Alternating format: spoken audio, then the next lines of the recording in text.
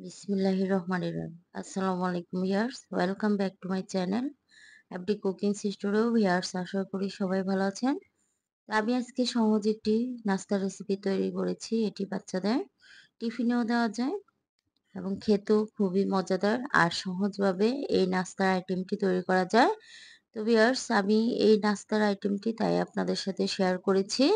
পাউরুটি দিয়ে অনেক সহজভাবে এই নাস্তার আইটেমটি তৈরি করা যায়। তো আমি যা যা উপকরণ নিয়েছি সব দেখাচ্ছি।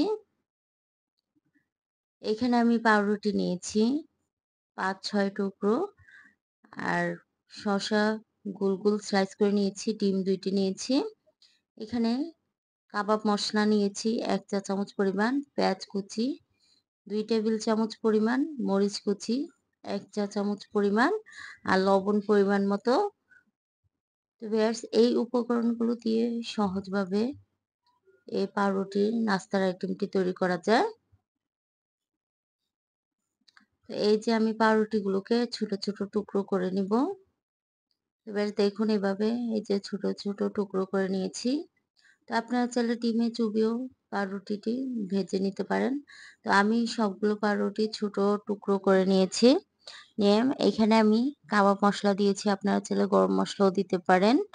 আর এখানে আমি পেঁয়াজ কুচি, কাঁচামরিচ কুচি দিয়ে দিলাম আর ডিমগুলো ভেঙে আমি ভালো করে চামচের সাহায্যে মিক্স করে দিয়ে দিব।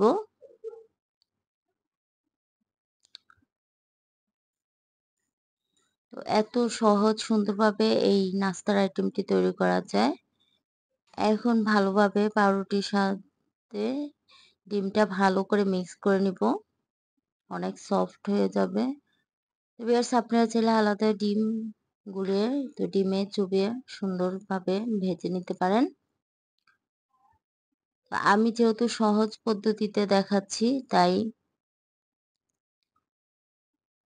এভাবে ভালো করে গুলিয়ে নিয়েছি আর দিয়ে দিচ্ছি লবণ 1/2 চা চামচ পরিমাণ। তো আপনারা চাইলে এখানে একটু চিনিও দিতে পারেন, গোলমরিচ গুঁড়োও দিতে পারেন। তো আমি যেহেতু কাবাব মসলা দিয়েছি তাই গোলমরিচ গুঁড়ো দেইনি। এভাবে ঝাল ঝাল মিষ্টি মিষ্টি হবে তাই আর চিনি দেইনি। এখন ভালো করে মিক্স করে নিচ্ছি। তো দেখুন ভিউয়ার্স, সফট হয়ে গিয়েছে, ভালোভাবে মিক্স হয়ে গিয়েছে।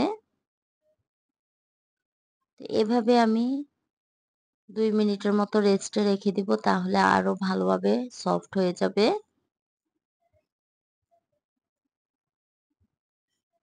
তো আপনারা চাইলে এখানে সসও দিতে পারেন, কিন্তু আমি সহজভাবেই আজকে পরিবেশন করে দেখাবো। তো ভিউয়ার্স, আমি চুলায় চলে আসলাম। চুলায় একটি প্যান বসিয়ে দিয়েছি। প্যানে ২ টেবিল চামচ তেল দিয়ে দিয়েছি। তো তেল কিন্তু বেশি দেওয়া যাবে না। অল্প তেলেই এই নাস্তার আইটেমটি তৈরি করা যাবে। এখন যে পুরটা আমি তৈরি করে রেখেছি সেটা দিয়ে দিচ্ছি অল্প অল্প করে। তো দেখুন চামচের সাহায্যে এটা সবটা দিয়ে দিতে হবে।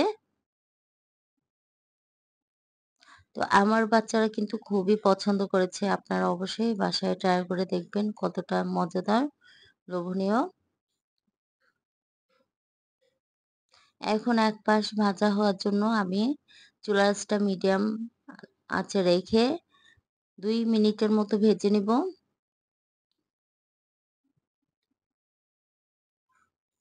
তো ভিউয়ার্স, ভালো করে চামচের সাহায্যে আমি নেড়ে দিচ্ছি।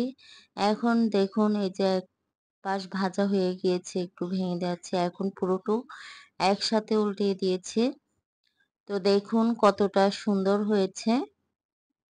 তো এভাবে ৪-৫ মিনিটের মতো ভেজে নিলেই হয়ে যাবে সহজ পাউরুটির নাস্তার রেসিপি।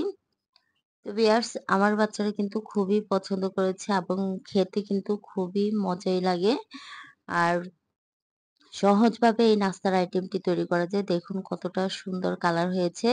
তো আরেক পাশ ভেজে নিয়েছি।